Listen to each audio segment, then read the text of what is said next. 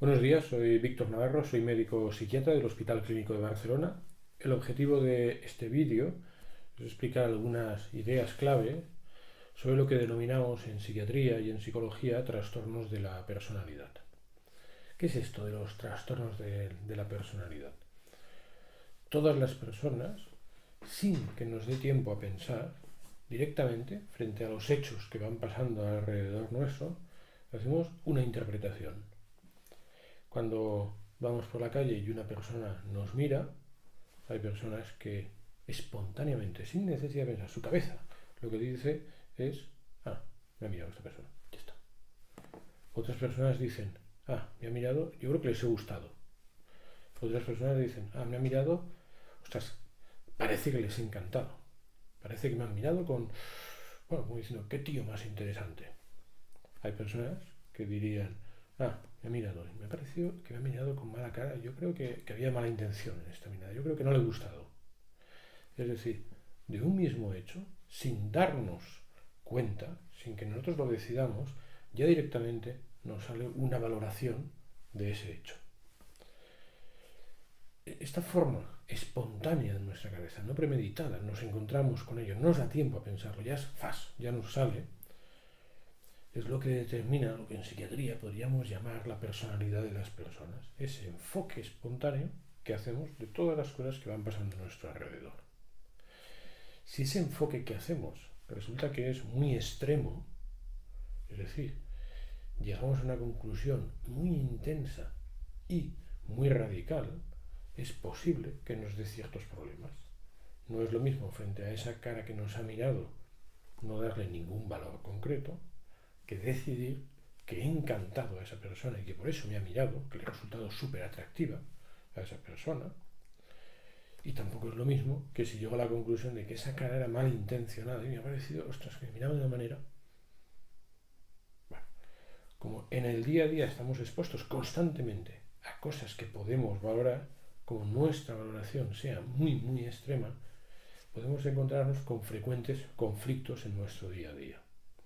Esa forma que tenemos de espontáneamente abordar o racionalizar las cosas o enfocar las cosas facilitará el que nuestras habilidades sociales, nuestro funcionamiento en nuestro día a día sea muy ágil, muy fácil, o que sea muy complicado, digamos muy estresante, porque tendremos sensación de muchas amenazas o de pocas amenazas en nuestro día a día.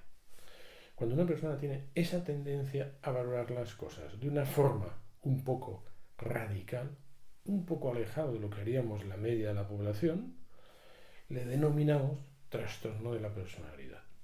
Digamos que si es un enfoque el que tiene un poquito alejado del que hacemos la mayoría, hablamos de rasgos de personalidad desadaptativos, que le da problemas. Cuando es muy, muy extremo, que le da grandes problemas en su día a día, hablamos de trastorno de la personalidad. Lo primero que uno podría decir, ¿esto es una enfermedad? Hombre, la verdad es que tampoco hay una definición unánime de qué quiere decir enfermedad. Lo que sí que está claro es que hay personas que espontáneamente llegan a conclusiones muy intensas, emocionalmente hablando, y que les da un enorme problema de adaptación a la sociedad. Si la psiquiatría y la psicología se dedica, en parte, a aspectos relacionados con el funcionamiento de nuestro cerebro, que por ser un poco radical, un poco extremo, nos da problemas, como mínimo podríamos decir que la personalidad extrema podría considerarse una enfermedad, no sé si biológica, no lo sé, podría considerarse un problema de salud grave de un individuo. La siguiente pregunta que se nos suele hacer es, ¿y esto a qué se debe? Que uno interprete las cosas de esta manera o de otra. La verdad es que la medicina o la ciencia o las neurociencias no han demostrado en absoluto a qué se debe que una persona tenga una personalidad, una forma de valorar las cosas u otra. Parece, no obstante, que habría aspectos ya directamente genéticos, que uno nace con esa tendencia a valorar las cosas de una manera, pero también parece muy claro, muy claro, muy claro que hay factores ambientales, sobre todo de los primeros años de vida de la persona, que pueden influenciar, como mínimo un poco, el cómo acabarás valorando las cosas. Podríamos decir que si cuando yo he visto una cara, ya siendo un niño, y me ha asustado con esa cara porque me ha parecido que había muy mala intención, si las personas en las que yo confío que están bien alrededor me intentan hacer ver que a lo mejor he hecho una valoración demasiado rápida de esa cara, es probable que yo vaya aprendiendo a que de una sola imagen no puedo sacar conclusiones. O si, por ejemplo, cambiando de situación por completo, si una persona tiene una enorme tendencia a rápidamente que su cabeza piense, lo voy a hacer mal, hombre, si en los primeros años de mi vida personas en las que yo confiaba más bien me han hecho ver que yo podía hacer cosas bien, probablemente irá bajando esa tendencia a yo considerar espontáneamente, de forma rápida, que las cosas las voy a hacer mal. Si por el contrario, cuando tenía dudas de qué tal me saldría el examen, las personas cercanas a mí me dejaban ver, sí, siempre lo haces todo mal, seguro que lo harás mal, es que no vales para nada, hombre, es probable que esa idea de que no valgo para nada, que ya me salía de forma innata y que me la están reforzando, pues cada vez sea más intensa y realmente mi cabeza tenga cada vez más tendencia a decir, no valgo para nada, no valgo para nada. Esa cara que me han puesto es porque se han dado cuenta de que no valgo para nada. Cosas así. Es decir, probablemente hay una predisposición biológica o genética no demostrada y probablemente hay un factor ambiental, sobre todo de los primeros años de la vida de la persona, no estoy hablando de 1 o 2 años, sino 6 años, 8 años, 10 años, 12 años, 14 años, es decir, infancia, adolescencia, en la que todavía hay una elevada modulabilidad de cómo mi cabeza interpreta las cosas así, de entrada. Siguiente aspecto, y último que quería comentar en este vídeo, es, globalmente hablando, cómo se aborda desde el punto de vista de tratamiento lo que denominamos trastornos de personalidad, o si es más leve, rasgos de personalidad desadaptativos. Lo primero de todo es que hay un abordaje que es el clave, que es el psicológico, y un segundo abordaje no clave, no muy importante, que es el tratamiento farmacológico. El tratamiento psicológico es el que es clave. La primera parte del tratamiento psicológico, o incluso antes, casi de iniciar el tratamiento psicológico, es que la persona se percate de que su cabeza, sin querer, está cometiendo un error. Está dando por buena una interpretación espontánea que hace de la cabeza de las cosas, que a lo mejor, objetivamente hablando, no es la correcta, o como mínimo no es seguro que sea la correcta, y sin embargo el individuo se la está creyendo. Es decir, lo primero es que la persona se dé cuenta que ha juzgado una cara, que ha dado por buena la interpretación que hacía de la cara, cuando no tiene una certeza para nada absoluta de que su interpretación haya sido la adecuada, y sin embargo te has creído esa interpretación y a partir de ahí has actuado en consecuencia de esa interpretación.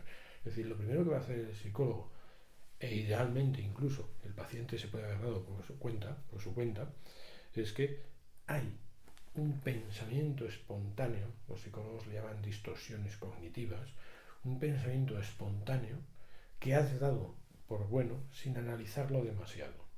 Te has creído una interpretación muy rápida, muy integrada que tienes de las cosas y has actuado en base a esa interpretación muy subjetiva. Una vez hemos hecho esto, el psicólogo, la segunda parte del tratamiento, lo segundo que intenta hacer es que de forma progresiva el individuo se vaya planteando alternativas o pensamientos diferentes a ese que a él le sale, de tal manera que vaya cayendo poco a poco en que quizá su interpretación ni mucho menos es la única que hay, y aunque no podemos saber cuál de ellas es la adecuada, y no sabemos qué quiere decir esa cara, que como mínimo sepamos que hay muchas alternativas posibles y por tanto cuidado, no nos quedemos solo con una, por si acaso es una muy amenazante, poco interesante, o por si acaso incluso has pensado que esa cara era que tú eras el mejor del mundo y que ya se habían dado cuenta. Hombre, no es amenazante, pero no es positiva a largo plazo esa interpretación. Este aspecto del tratamiento, que es el tratamiento psicológico, es el clave en los trastornos de personalidad. Sin entrar para nada en el tratamiento farmacológico, sí que vale la pena decir simplemente que algunas veces, para frenar niveles de ansiedad muy elevados, niveles de angustia muy elevados, o algunos síntomas como que esté uno súper lloroso o súper irritable, hay veces que eso lo podemos mejorar con un fármaco, y mientras eso va mejorando, el psicólogo va haciendo el tratamiento psicológico, que será el clave para que a largo plazo esa persona pueda funcionar. O sea que hay veces que conseguir disminuir un poco el nivel de ansiedad, el nivel de lloro espontáneo, el nivel de irritabilidad, el insomnio, a veces mejorar un poquito eso puede incluso facilitar que el paciente pueda estar mucho más metido en lo que es el tratamiento psicológico. Hay veces que si el nivel de ansiedad está súper desbordado, o que uno quiera intentar seguir las pautas, intentar hacer los pasos que le va proponiendo el psicólogo, hay veces que puede costar un poco. Digamos que sería como si uno tiene un dolor enorme en la rodilla. Quizá es difícil que la cabeza deje este dolor de la rodilla para meterse en un tratamiento en el que el individuo juega un papel clave. Por lo tanto, el individuo puede dedicar la atención a ese tratamiento, al psicológico, o sería complicado. Y por eso hay veces que transitoriamente damos un cierto valor al tratamiento farmacológico. Nunca como curativo, sino ayudando un poco a lo clave que es el tratamiento psicológico. Quien necesite más información sobre los trastornos de personalidad o sobre otros temas en general de psiquiatría puede consultar la página www.informacionpsiquiatria.com. Muchas gracias.